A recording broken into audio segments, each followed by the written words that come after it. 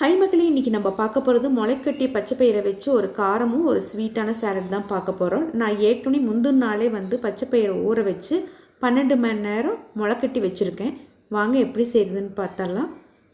இது பச்சையாக செய்கிறனாலும் செய்யலாம். லைட்டாக ஒரு 30 செகண்ட் வெதுவெதுப்பான தண்ணியில் உப்பு போட்டு வேக வச்சு எடுத்திங்கனாலும் போதும். இது ஒரு 30 செகண்ட் வெந்தாவே போதும். சுடு தண்ணியில் அடுப்பை ஆஃப் பண்ணிடலாம். இப்போ மிக்ஸ் பண்ணி விட்டுட்டு இதுக்கப்புறமா குளிர்ந்தண்ணியில் வாஷ் பண்ணிடலாம். இல்லைன்னா அப்படியே எடுத்து ஒரு பவுலில் போட்டுக்கலாம். ரொம்ப நேரம் வேக விட்டுறாதீங்க. இப்போ ஒரு பவுலில் முளைக்கட்டை பச்சை பயிறு, துருவிய கேரட் அதிகமாக கூட சேர்த்திக்கங்க. கொடைமிளகாய், தேங்காயும் அதே மாதிரி தான் அதிகமாக சேர்த்துக்கலாம். கொத்தமல்லி இலை, கறிவேப்பிலை, காரத்துக்கு மிளகுத்தூள், லெமன், சுவைக்கு உப்பு. நான் பிளாக் சால்ட் சேர்த்துறேன்.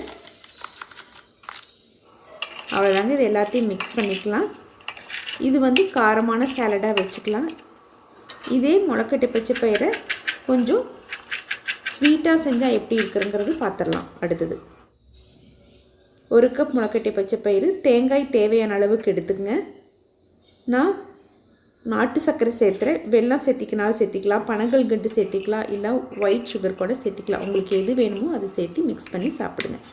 அவ்வளோதாங்க. சூப்பராக காரத்துலேயும் இனிப்புலேயும் 2 வகையான முளைக்கட்டை பச்சை பயிரில் சாலட் பார்த்தாச்சு. நீங்களும் செஞ்சு பார்த்துட்டு எப்படின்னு சொல்லுங்கள். மறக்காமல் லைக் பண்ணி ஷேர் பண்ணி சப்ஸ்கிரைப்பும் பண்ணிவிடுங்க. நாளை 3வது நாளாக வேறொரு சாலட்டில் சந்திப்போம். அதுவரை நன்றி, வணக்கம்.